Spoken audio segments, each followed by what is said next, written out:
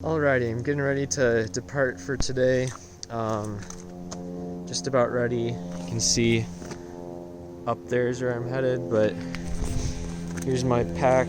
Just got 2 ice rods and my auger strapped on there, so hopefully be a nice, enjoyable hike, and I'll be able to get to fishing pretty soon, so stay tuned. Go!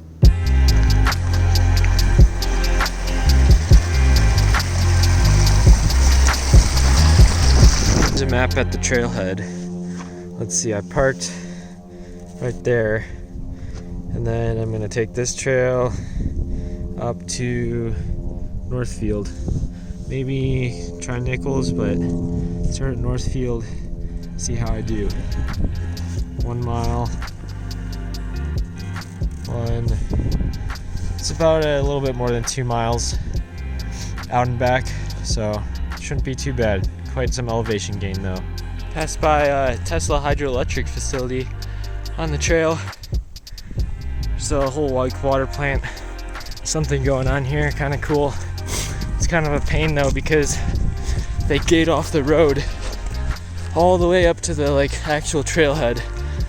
So you have to hike an extra mile when there's a paved road that goes right up to the trailhead down there. Just kind of annoying, but almost to the beginning of this canyon section.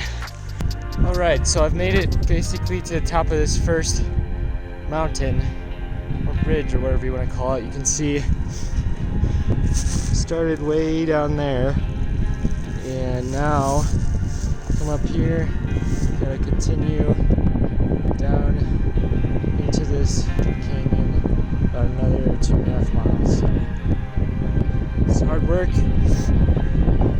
but the weather's great, so I'm gonna keep going. Just made it down to the road. Just had to scramble down that stuff behind me. Not the easiest holding an auger and a backpack, but now I've got this nice flat gravel road all the way to the lake. Well, I made it to the lake. Finally, it took me exactly an hour and a half, and it's a pretty difficult hike. A lot of elevation gain. From way down there, about 1,500 feet. But let's get to fishing. I really don't know how many trout there are in this lake. I know there are rainbow trout. I've caught some. There's also some suckers. But it'd be really neat if I could run into some browns or brooks. So hopefully fishing goes well.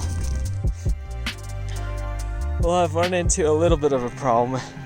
This ice is about 2 feet thick. I've been drilling for 5-10 minutes. I haven't even gotten through. I don't know. I cannot be drilling holes everywhere because this is just way too much work.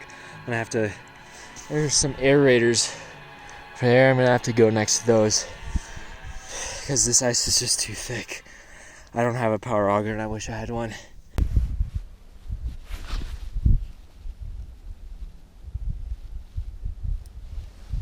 Finally got a fish. It's a decent 12-inch rainbow trout. Got him in 16.5 feet of water on a tiny little tungsten jig. But I was really starting to lose hope. I'm gonna let this guy go. I was really starting to lose hope after I found out the ice was 2 feet thick. Literally came over here next to this aerator so I could drill through the ice. It's about 6 inches thick here, which is reasonable. Still plenty safe. I could walk right there and I wouldn't fall in. It's just the water kind of overlaps over here, so that's why I'm over here. But finally figured it out. So what I've got is my deeper with a tiny jig on a rod stand here. And then this hole I'm jigging with a big spoon with a rattle in it, so that calls them in, and then they bite that, and I watch it all in the deeper, and it's awesome. So I'm gonna pop my GoPro on to get some more fish on film, so stay tuned. I caught another fish. Disappointingly though, it's a sucker. I realized that all the fish I've been marking are suckers, which is super disappointing because I thought they were trout, and these suckers are literally ridiculously tiny, and they're no fun catching. So I don't really know if I'm going to catch any more trout. I really hope so, but there's a chance I might not.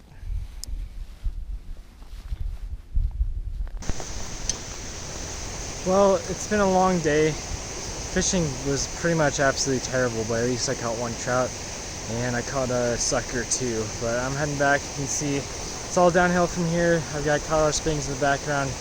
But thanks for watching, and make sure to subscribe to Floyd Outdoors.